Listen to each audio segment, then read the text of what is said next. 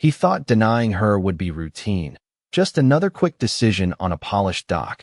But in less than an hour, that single moment would cost him everything he believed about power and status. The marina stretched wide under the late afternoon sun, rows of gleaming yachts rocking gently against their slips, each one worth more than most homes in the city. And at the center of it all stood the Sovereign Star, a 120-foot luxury vessel with a crew trained to serve only the elite, only those who looked the part. Naomi Carter walked toward it without hesitation, her flat sandals tapping softly against the marble dock, her simple beige dress catching the coastal breeze, her long curls resting naturally over her shoulders. And though nothing about her appearance screamed wealth, there was something in her posture, steady, unbothered, almost familiar with the space, that didn't quite match what the crew expected. Captain Richard Hayes noticed her immediately from the boarding ramp, his crisp white uniform pressed perfectly, his posture sharp with authority as his eyes narrowed slightly, already forming a conclusion before she even reached him. He had spent over 25 years commanding luxury vessels, reading people in seconds, and in his mind, Naomi didn't fit the image of someone who belonged anywhere near his yacht. Around him, crew members adjusted ropes, polished rails, and quietly glanced over, their expressions shifting into subtle smirks as Naomi approached, the unspoken assumption passing between them like a silent agreement. She stopped just a few feet from the ramp, her eyes lifting to the yacht, taking in every detail as if she were seeing something deeply familiar rather than something out of reach. And for a brief moment, the air seemed to pause, the distant sound of waves and seagulls fading into the background. Hayes stepped forward, blocking the path with practiced precision, his voice calm but firm, the kind of tone designed to remind people of their place without raising it. "Ma'am," he said, barely looking at her face, "this vessel is reserved for private guests only." A few nearby passengers turned their heads, curiosity flickering across their faces, sensing tension before a word was even exchanged. Naomi didn't respond right away. She simply met his gaze, her eyes steady, unreadable, as if she had heard those words before, many times, and had already decided they meant nothing. And in that quiet pause, something subtle shifted, though Hayes didn't notice it yet, because in his mind, this was already over, already decided, already beneath his concern. He had no idea that this was the exact moment his world began to unravel. Naomi did not step back, and that alone was enough to shift the mood from routine to discomfort, because people like her were supposed to apologize, to retreat, to realize they had made a mistake simply by being there. But she did none of that. She simply stood still, her gaze calm, her posture unchanged, as if the words being thrown at her carried no authority at all. Captain Hayes felt the subtle resistance immediately, and it irritated him more than open defiance ever could. "I am going to need you to move along," he said again, louder this time, his tone no longer polite, now edged with something sharper, something meant to put her in her place. A few crew members nearby exchanged looks, one of them letting out a quiet laugh that was not even meant to be hidden anymore. "This is not a public attraction," another added under his breath, though just loud enough for her to hear. "You cannot just walk up here like it is a boardwalk." A couple standing about 20 feet away turned to watch, the woman raising an eyebrow as if already deciding how this would end. Naomi remained still. That was the part none of them expected. Hayes took a small step forward, closing the space between them, his presence now deliberate, controlled, but unmistakably dismissive. "This vessel is for confirmed guests only," he continued, his voice carrying across the dock. "People who have actually booked a charter." He let the last words hang just long enough to make the implication clear. A younger crew member smirked openly now. "Those trips start at about $50,000 a weekend," he said, folding his arms, "just so you are aware." A few quiet chuckles followed, low, contained, but sharp enough to cut through the air. Naomi finally moved, but not away. She stepped forward, less than a foot, just enough to force Hayes to adjust his stance, and for a split second, he hesitated, caught off guard by a reaction that did not follow the script he knew so well. "I said you do not belong here," he added, this time with no attempt to soften it. And now the dock had gone almost completely silent, because everyone within earshot understood exactly what was happening. Naomi lifted her eyes to meet his fully now, steady, composed, unshaken, and that calm did something unexpected. It made the words sound smaller than they were meant to be. The wind shifted slightly, carrying the scent of salt water through the air as the tension settled heavier across the scene. And for a moment, no one spoke, because something about the way she stood there suggested that this was not over, not even close. The silence stretched just long enough to become uncomfortable, and in that space Naomi reached into her bag with a slow, deliberate motion, not rushed, not defensive, but controlled in a way that made every pair of eyes follow her without realizing it. Captain Hayes watched closely, expecting a phone call filled with excuses or a quick retreat, but there was something about her pace that unsettled him, something that did not match the situation he thought he was managing. She pulled out her phone and glanced at the screen briefly, then lifted it to her ear, her voice quiet, steady, almost detached from the tension surrounding her. "I am at the dock," she said. Nothing more, no explanation, no urgency, just a statement. One of the crew members scoffed softly. "Calling a ride already," he muttered, drawing a few more low laughs from those nearby. Hayes exhaled through his nose, turning slightly as if the matter had already resolved itself, as if she would leave any second now and restore the order he expected. But she did not move. She ended the call, lowered the phone, and slipped it back into her bag with the same measured calm, her posture unchanged, her eyes returning to him as if nothing had shifted at all. 10 seconds passed, then 20. The laughter faded first, replaced by something quieter, something uncertain. A faint sound began to build from the far end of the dock, the low hum of an engine approaching faster than expected, and heads began to turn almost in unison. A black SUV rolled in with precision, stopping just yards away, its doors opening immediately as a man in a tailored Navy suit stepped out with urgency, his eyes scanning the dock until they locked onto Naomi. The shift was instant. His expression changed, his posture straightened, and without hesitation he moved toward her at a brisk pace. The crew straightened instinctively, confusion replacing amusement, while Hayes turned fully now, something tight forming in his chest as the scene slipped beyond his control. The man stopped in front of Naomi, his voice respectful, clear, and unmistakably formal. "Miss Carter," he said, just loud enough for everyone to hear. "We have been waiting for you." And in that moment, every word that had been spoken before seemed to echo back louder than intended, hanging in the air with nowhere left to hide.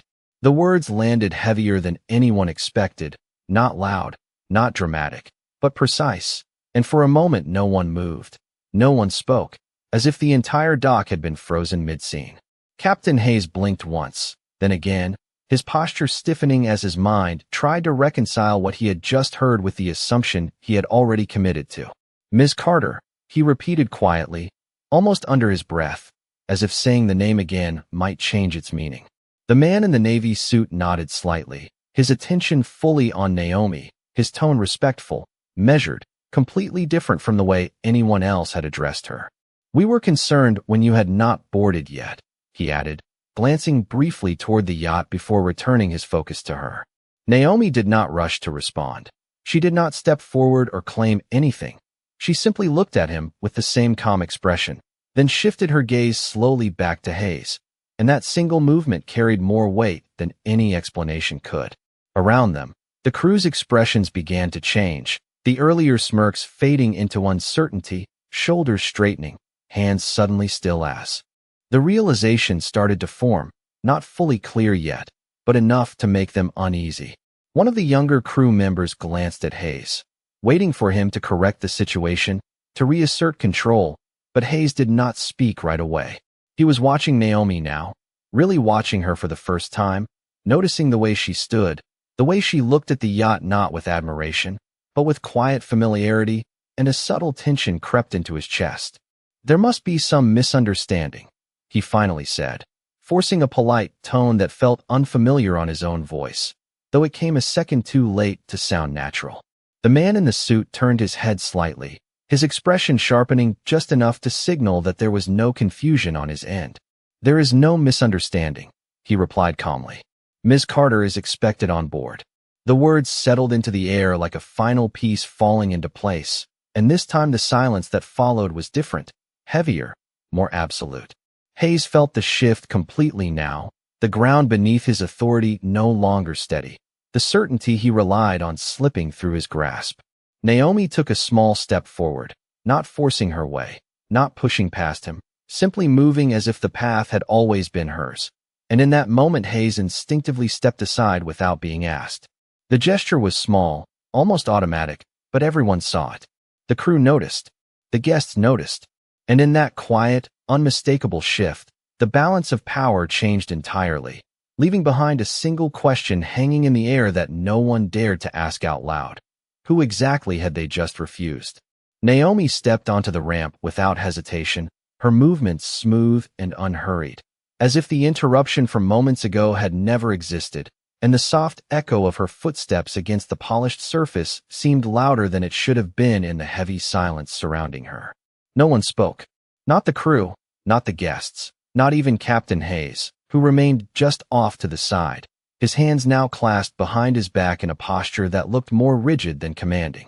The man in the navy suit followed a step behind Naomi, his attention alert, occasionally glancing toward the crew with a quiet intensity that made several of them lower their eyes. As Naomi reached the top of the ramp, she paused briefly, her gaze sweeping across the deck, taking in the arrangement of furniture, the alignment of the crew, the small details that most people would never notice. And there was something in that look that felt evaluative, not impressed, not curious, but measured, as though she were reviewing something that carried her standards rather than someone else's. A faint breeze moved through the open deck, shifting a loose strand of her hair as the sunlight reflected off the glass panels and chrome railings, creating a scene that should have felt luxurious, yet now carried a quiet tension that no one could ignore. Behind her, Hayes finally stepped forward, his voice lower now, careful, as if each word needed to be chosen. "Ms. Carter," he began, the name still unfamiliar in his tone. "If there has been any inconvenience, I assure you it was not intentional." The sentence hung in the air, polite but incomplete, lacking the certainty he was used to carrying. Naomi turned slightly, just enough to face him, her expression calm, unreadable, and for a brief second their eyes met again. But this time the dynamic had shifted completely. Hayes was no longer assessing her. He was waiting.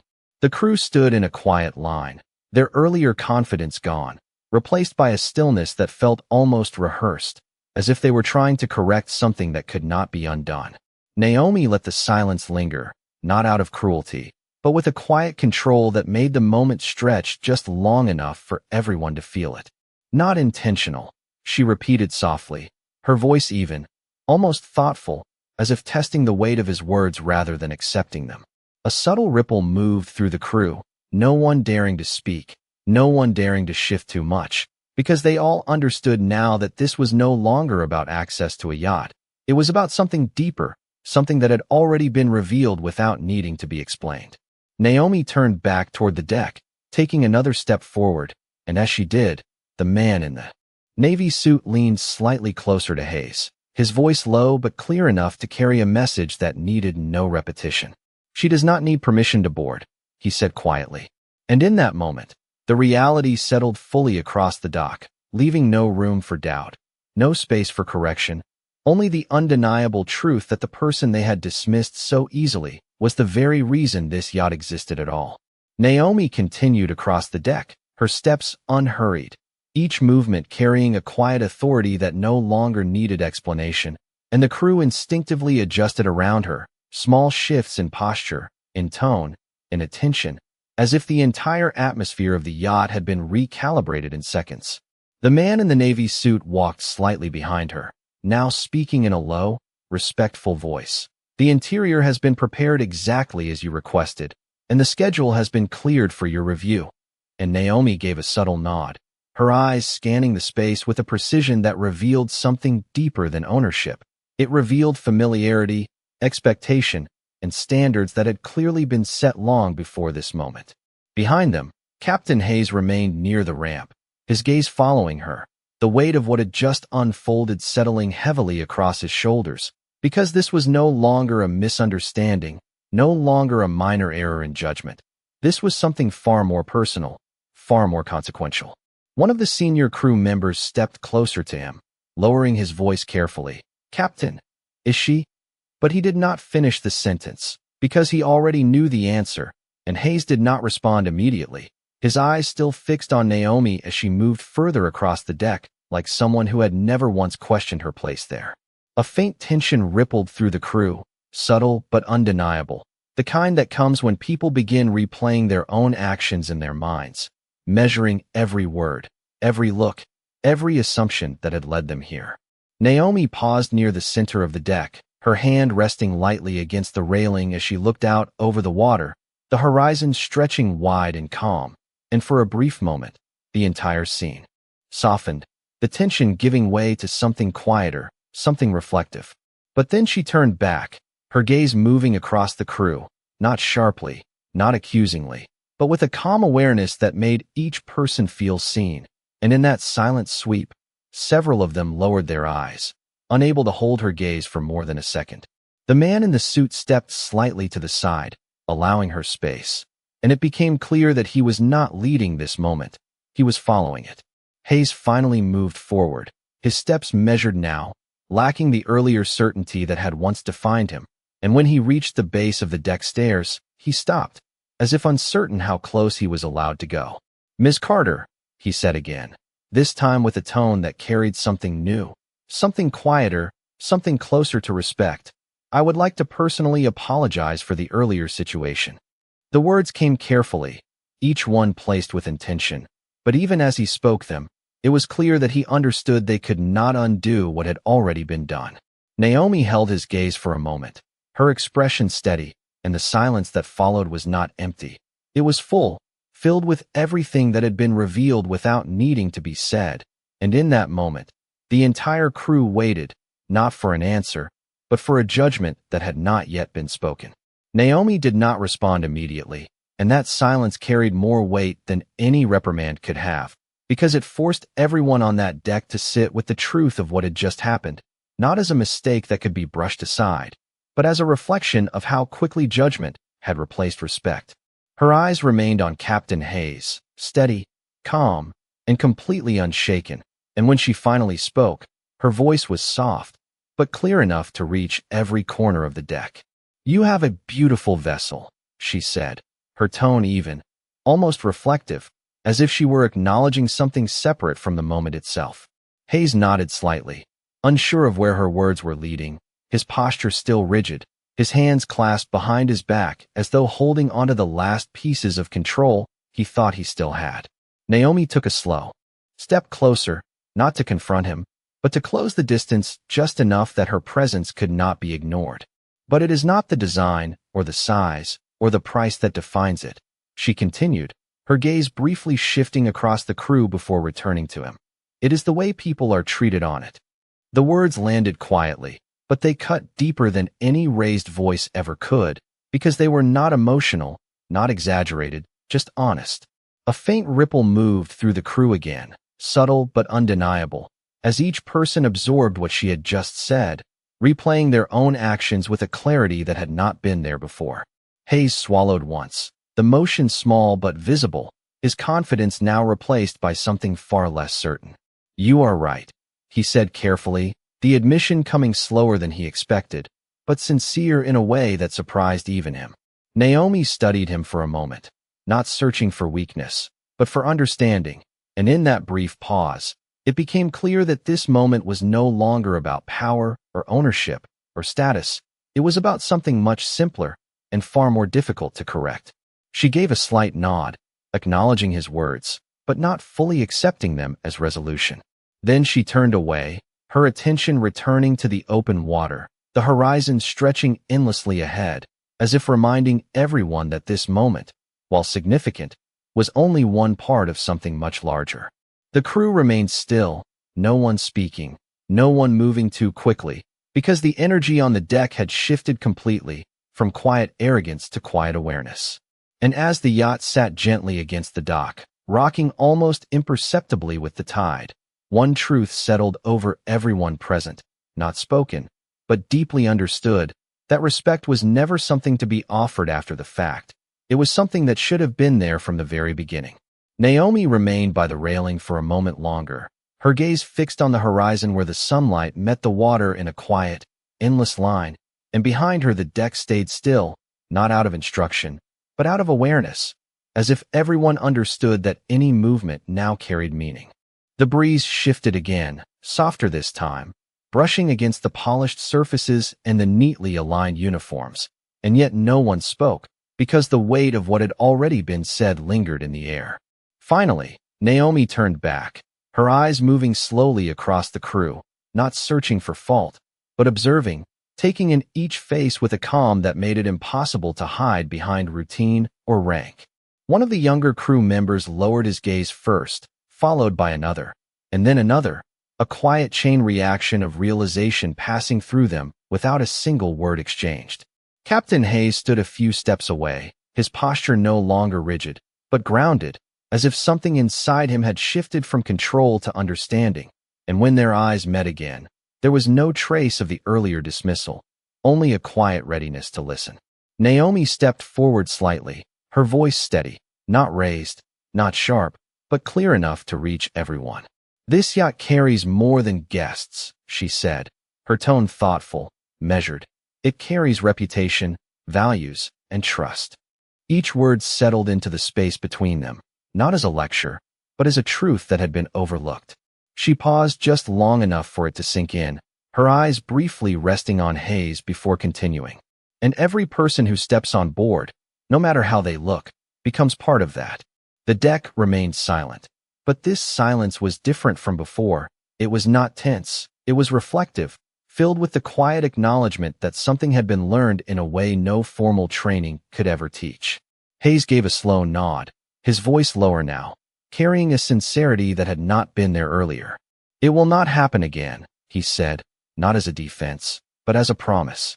Naomi held his gaze for a moment, then gave a small, almost imperceptible nod, not granting approval, but recognizing the shift. She turned back toward the yacht, walking further along the deck, and as she did, the crew moved with a new awareness, their actions more deliberate, their attention more present, not because they had been corrected, but because they had understood.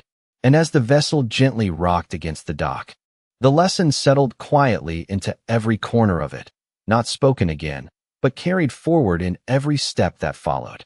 The sun began to dip lower over the marina, casting long golden reflections across the water and along the sleek lines of the yacht, and for the first time since Naomi stepped onto the dock, everything felt settled, not in silence, but in understanding. The crew moved with quiet precision now, every gesture more intentional, every glance more aware, as if the lesson of the afternoon had reshaped something deeper than protocol. Naomi stood near the upper deck, her posture relaxed, her gaze drifting over the horizon once more, but this time there was a subtle softness in her expression, not satisfaction, not triumph, but something quieter, something grounded. Captain Hayes remained below for a moment before finally making his way up the stairs, each step measured, not out of hesitation, but out of respect for the space she now occupied. When he reached her level, he did not interrupt immediately, instead stopping a few feet away, allowing the moment to exist before speaking. "Ms. Carter," he said, his voice steady, no longer carrying authority for the sake of control, but for the sake of clarity, "everything is prepared for departure whenever you are ready." Naomi turned slightly, acknowledging him with a brief glance, then looked back out over the water, considering his words. The yacht rocked gently beneath them, the sound of the tide brushing against the hull steady and calm, like a quiet reminder of balance restored. She nodded once, a small gesture, but one that carried decision. "We will depart shortly," she said, her tone even, her voice carrying across the deck without force. Hayes gave a single nod in return, then turned to relay the instruction, his commands now delivered with a new awareness that extended beyond efficiency. As the crew began their preparations, lines were released, engines hummed to life, and the yacht slowly eased away from the dock, leaving behind the place where everything had shifted. Naomi remained where she was, watching as the marina grew smaller behind them, the distance creating a quiet separation between what had happened and what would come next. No one spoke of the earlier moment again, not because it was forgotten, but because it had already done what it needed to do. And as the vessel moved steadily into open water, one truth remained, not announced, not repeated, but carried forward in every action that followed. That respect was never something earned after recognition.